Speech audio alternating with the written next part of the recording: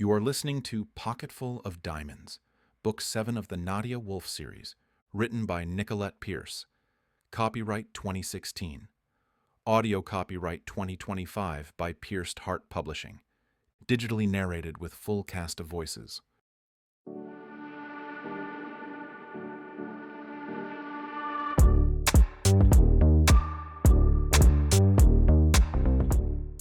Prologue.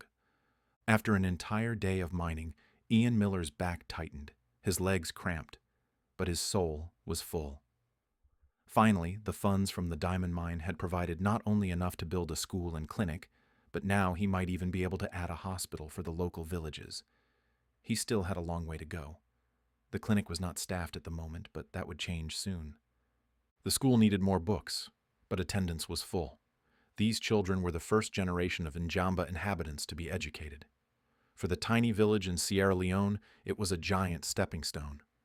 The villagers had been hesitant at first, but Ian, along with his friend Gerard, had persuaded them that it would cause no harm and that they could learn about the outside world. Ian didn't seek to change them. He considered them to be generous and happy.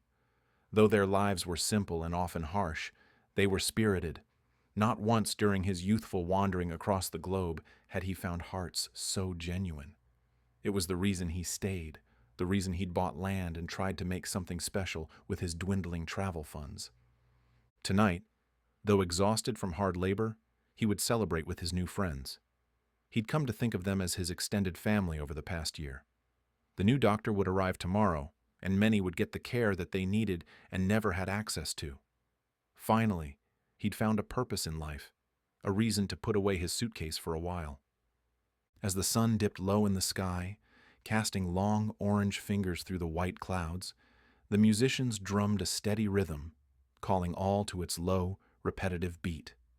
Soon, many gatherers drifted out of the canteen to meander along the edge of the winding brown river that hugged the village. Some built a fire for light. It certainly wasn't for warmth.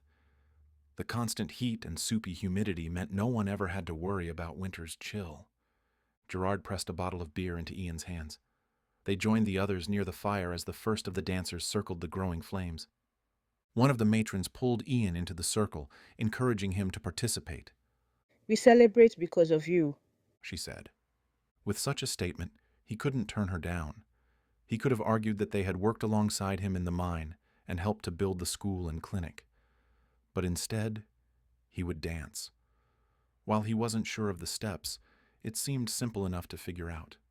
However, he would leave chanting to them. He still hadn't picked up the native language they spoke in ceremony and song.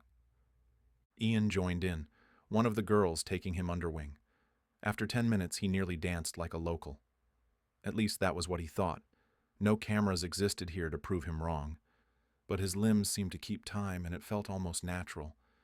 Ian had never felt so free, so alive. He danced as if he were an extension of the drums. When the last of the sun had reached the horizon, he took a moment to enjoy it. Colors threaded through each other as if they were also dancing, not wanting to give way to the night. That's when he saw her. Ian wasn't sure if it was a person at first. Her form shifted in the settling light as she walked toward him, her body haloed by the escaping sun.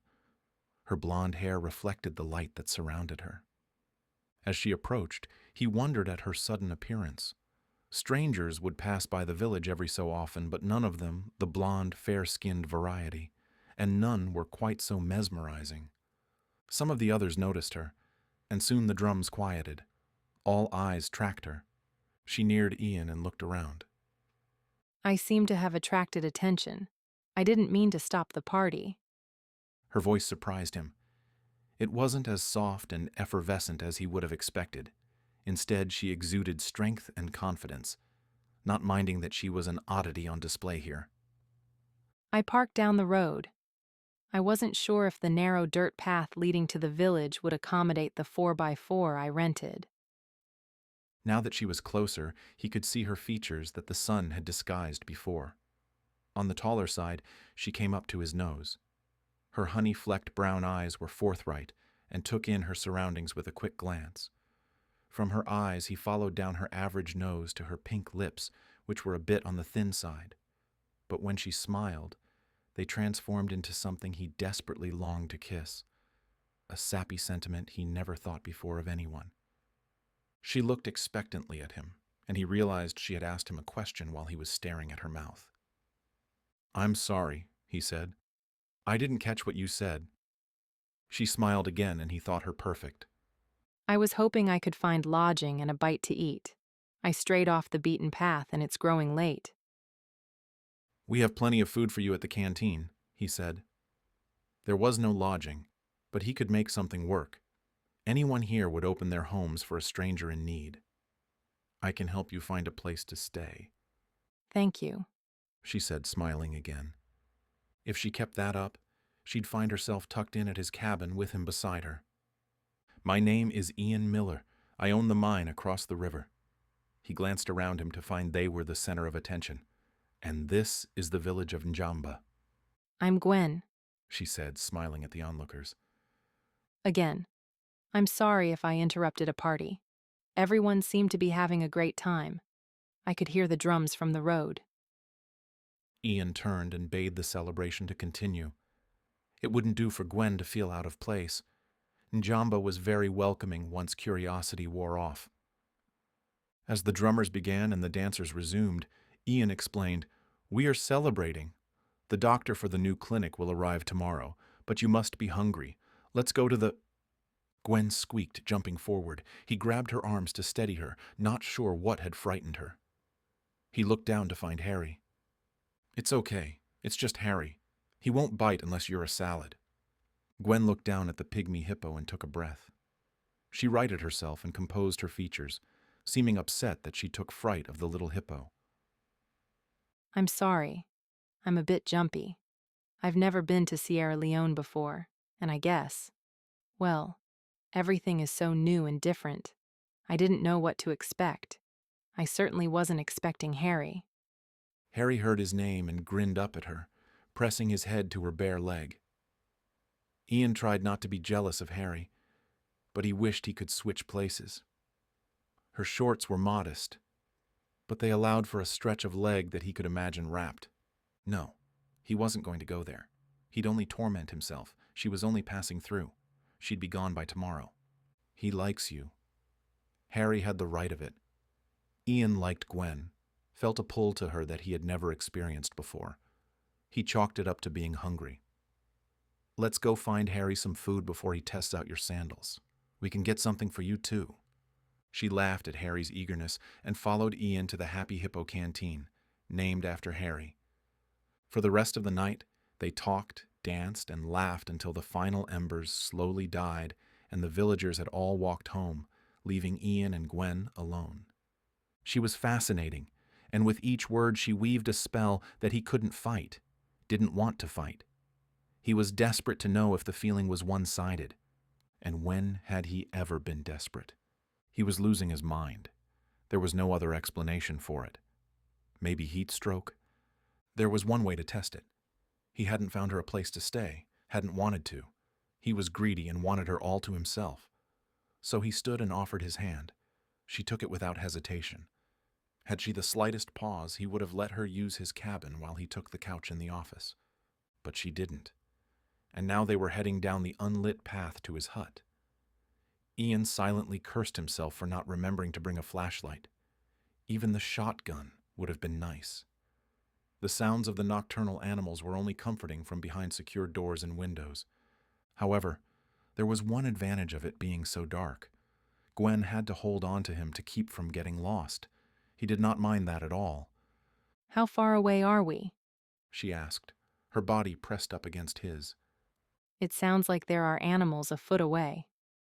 The sound is deceiving. At least he hoped it was. He seriously didn't know, but there was no sense in scaring her. Just the rustling in the underbrush had him ready to run. "We'll be to my place in a minute." How long have you lived here? "Long enough to memorize the trail, don't worry." I won't. I trust you. She shouldn't. She didn't know him or what was running through his mind. This is going to sound crazy, but I feel as though I've known you longer than just a few hours. Yet I know hardly anything about you. It doesn't sound crazy at all. He had been thinking the exact same thing. When they reached his cabin, he opened the door and let her in. "Stay here while I light the lantern." Ian fumbled for the matches on the small kitchen table off to the right. His place was small, not much bigger than a single bedroom. He was able to add a tiny kitchenette. Unfortunately, there was no electricity or running water, something he was hoping to add soon. Striking the match, he lit the lantern, casting a yellow glow through the room. Gwen stood near the door. Her gaze wandered around the sparse room, tripping on the bed draped with a white net around it. Once again, he wasn't sure if he'd judged the situation correctly. She had him so turned around that he wasn't sure of much anymore, not even his sanity. "You can have the cabin tonight," he said. He hated hearing the hesitancy in his voice. It wasn't like him. "There is a shower out back. I can show you how to work it in the morning." When she didn't say anything, he knew for certain he had misjudged the situation. Ian walked to the door. "I'll see you in the morning. Make sure to lock the door behind me." Before he could leave, she said, Wait. He waited. Silently, he watched as a war played across her face. He wanted to touch her, ease the worry lines from her forehead. She looked up at him. I don't want you to go. A small smile slipped onto her lips, giving her the strong features he'd met her with. Relief flooded through him. While he didn't want to force the moment, he at least could relax and soak it in. It was freeing to have her verbalize what he wanted to know, but he needed just a little more. "If you don't want me to go, then what do you want?" he asked softly. She stepped toward him, reaching her hand out to touch his chest. Stay with me tonight. He cupped her face in his hands, staring into her eyes before lowering his mouth to hers. He did so patiently, placing small kisses to the corners of her lips before taking them fully. He pulled away slightly to look into her eyes. "You can stop any time you want." He wanted to reassure her. It wasn't like they weren't both adults, but she was alone in a foreign land. He wanted her to feel safe with him. She brought his head back down to her. I don't want to stop. She whispered, touching her lips back to his. It was his undoing. He moaned as her tongue tentatively flicked his lips. Taking advantage, he opened his mouth and allowed her exploration as they moved together. Her hands found their way under his shirt. They ran up his back, his tired muscles now tight under her touch. He had to lie down before he seized completely. Slowly, he backed up, bringing Gwen with him until the back of his legs reached the bed. She smiled as she pushed against his chest, sending him down on the bed. He looked up at her, returning her smile. "Care to join me?" She laughed and tumbled into bed next to him. He reached over to touch her still turned-up lips. "I love your smile." She ducked away. Was she embarrassed? He couldn't figure her out. She commanded such strength, yet showed a soft underbelly. If he had more than one night with her, he would discover her secrets. But he had a feeling that once she left Njamba, he would never see her again. Ignoring the gnawing at his stomach, he promised to take whatever Gwen offered him and cherish it. He would cherish her. Ian turned onto his side, allowing his hand to drift along her curves, dipping at her waist and settling temporarily on her hip. They were both far too clothed. As his mouth played with hers, his fingers slowly removed article after article until they were flesh against flesh, her soft skin hot against his. He wanted to go slow, savor her.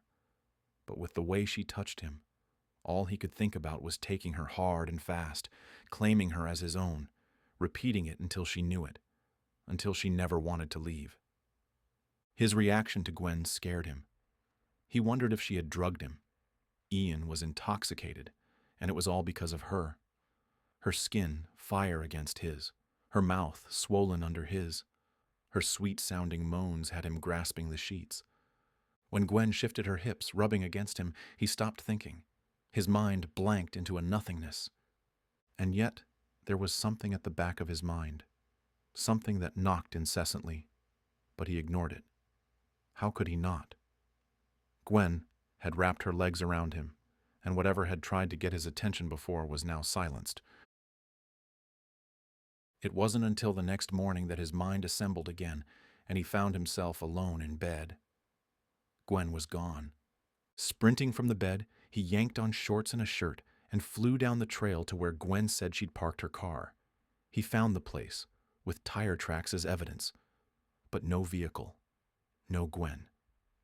Ian sat at the side of the road and gathered his thoughts. He knew she would leave, but had thought she would say goodbye. Between making love over and over, they had talked throughout the night. It wasn't until she finally fell asleep in the small morning hours, curled in his arms, that he'd slept soundly, not hearing her leave. After all they had shared, he had no idea how to contact her. He didn't even know her last name. She was truly gone. It felt as though an appendage he'd once counted on was ripped from him. Ian stood and wandered to the office. There was no sense dwelling on her. It would only torture him. He'd have enough tortured nights ahead of him, he was sure. But while Gwen might own his nights for a time, he still owned his days. There was too much work that still needed to be done. When Ian arrived at the office, which was no bigger than a trailer, he found Gerard standing by the safe, peering in. Ian sank into the chair behind the desk. "We should move those diamonds today." Gerard swung the safe door open wide. Too late. He flicked a scrap of paper in front of Ian. Ian looked down to read the feminine scrawl. I'm sorry.